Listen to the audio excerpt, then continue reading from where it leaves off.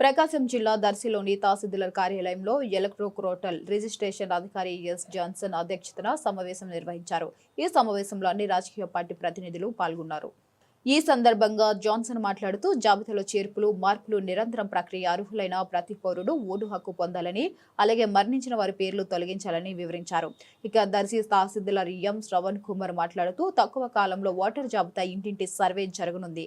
అన్ని రాజకీయ నాయకులు బూత్ లెవెల్ అధికారులతో సహకరించాలి. ప్రతి పోలింగ్ కేంద్రానికి బూత్ లెవెల్ ఏజెంట్లను నియమించేందుకు ఎలక్షన్స్ కమిషన్ ఆదేశాలు ఇచ్చింది. అందువల్ల అందరూ బూత్ లెవెల్ ఏజెంట్లను నియమించడం తప్పనిసరి అని హైలైట్ చేశారు. ఇక ఈ సమావేశంలో రాజకీయ పార్టీల ప్రతినిధులు, 5 మండలాల తహసీల్దార్లు మరియు ఇతర అధికారులు పాల్గొన్నారు. వారందరూ ఓటర్ల జాబితా సరైన విధం పారదర్శకంగా తయారు చేయడానికి మరియు స్థానిక ప్రజల ఓటు హక్కు అందించడానికి కలిసి కృషి చేయాల్సిందిగా అభిప్రాయపడ్డారు.